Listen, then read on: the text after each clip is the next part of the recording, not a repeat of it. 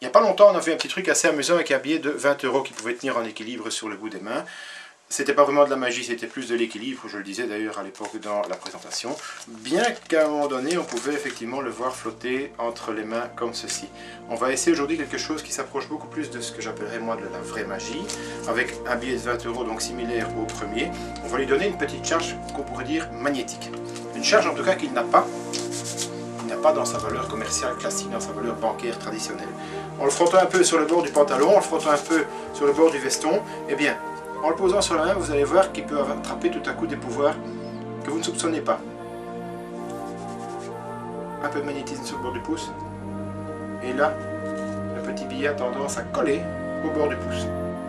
Vous pourriez évidemment penser facilement que j'ai pu mettre un peu de colle, que j'ai pu mouiller mon doigt, un petit peu de papier collant double face, c'est évidemment très simple. Non.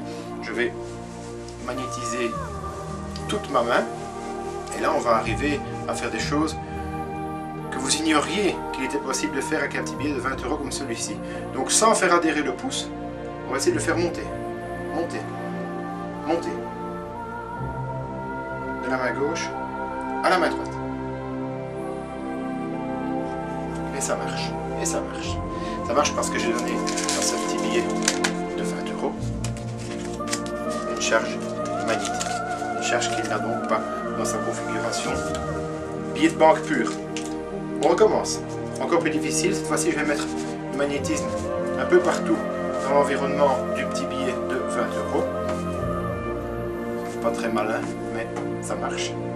Jusqu'ici, on va pouvoir arriver, grâce à ce magnétisme, à le faire flotter sans attache, sans rien, dans les airs. Rien au-dessus, rien en dessous, rien sur les côtés. On a un petit billet qui,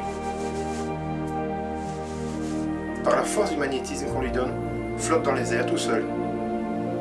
Par magie. On va le faire descendre dans la main gauche. Petit billet, voulez-vous descendre, s'il vous plaît? Par là. Il va à son aise, mais il le fait. On va essayer de le faire monter. Petit billet, voulez-vous monter? Par là. Pas mal. Passez dans l'autre main.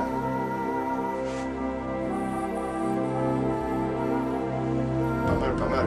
Tout ça avec un billet de 20 € qui à la base était un billet quelconque, qui maintenant n'est plus quelconque du tout, puisque maintenant c'est un billet magnétique. Dans les airs.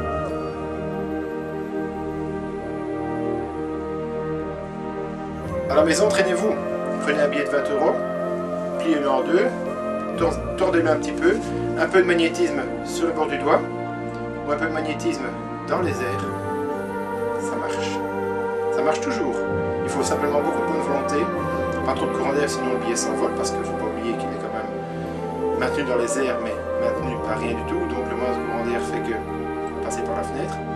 Essayez à la maison, dites-moi si ça marche, parce que chez moi, ça marche. Enfin, tout.